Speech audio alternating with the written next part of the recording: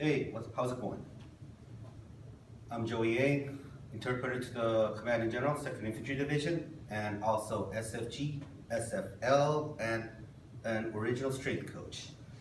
My friend Scott Bisbee asked me to upload a video that would, of 2 different exercises that would really benefit anyone working in a tactical profession, whether you're a soldier, first responder, firefighter.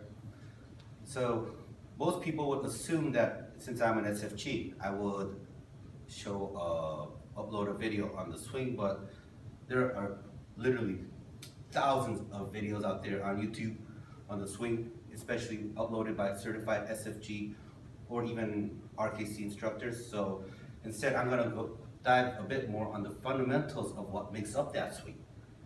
See, Pavel Sasui, the founder of Strong First and the former chief instructor of RKC, always says, when in doubt, train your abs and train your grip.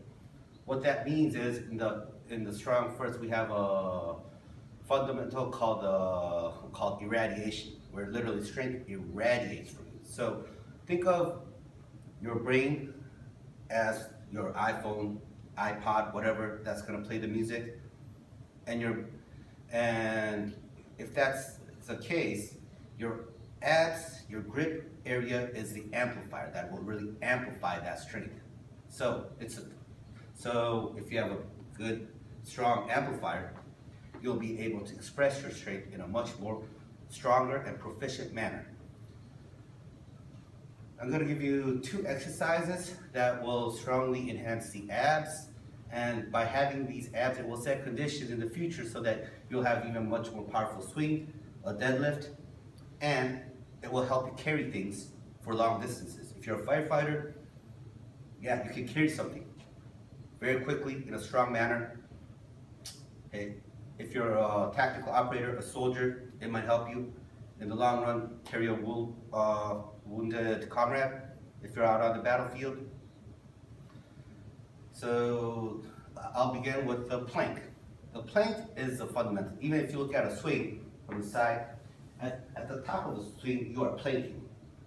So many people will just kind of plank like this, and then look at a timer. No, that's not how we teach it at Strong First.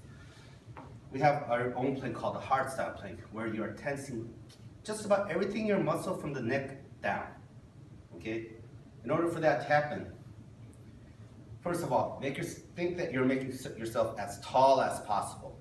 Tall as possible, so when you're planking, think that the heel of your foot is pushing something away, while you're at the same time, the tip of your head is trying to push something that's pressing against it at the same time. So, in other words, in a plank, try to make yourself as tall as possible. Second part is tension. Tension is strength, and how do we irradiate the tension? I'll just give you 3 quick pointers. No, 4. First of all, tense the glutes. Think that someone has a bat and is going to smack you in the buttocks really hard. So what you would tense it really hard. Second part, tense your abs really hard, like someone's going to punch you in the stomach.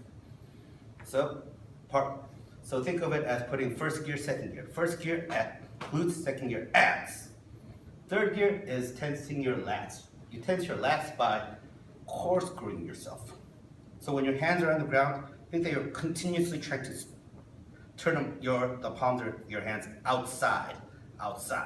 That way it'll tense your lats. After that, we have a thing called power breathing, where you literally just breathe out through your teeth.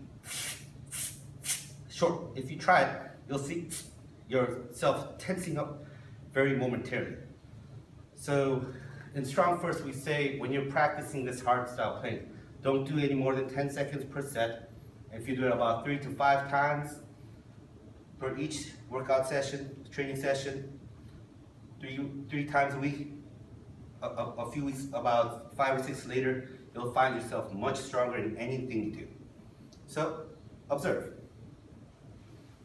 Get down, make yourself as tall as possible, tense the glutes, tense the ab, corkscrew up, make yourself yourself as long as possible. You can tell, if you look very carefully, I'm really tensing and shaking all over. And then start breathing out. And there's a term we use called breathing behind the shield. That means keep the tension in your abs while taking a very short, shallow breath. Okay.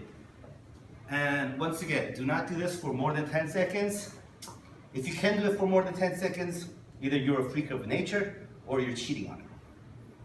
But I'll put my money on the latter. So how will this, if let's say you're taking a PT test and you're doing push-ups, how would you do it? Initially, try to put in remember, the purpose of a PT test when you're doing push-ups is to do as many push-ups as you can in that allotted time. So initially just go lightly, don't tense yourself too much. And as you feel yourself starting to get gas, put it in gear 1. So make yourself, remember, start out with yourself tall as possible, put in gear 1. Tense the glutes. Gear 2, tense the abs. Gear 3, tense the lats. And then gear 4 would be on each rep. So observe. Initially, you're doing push-ups.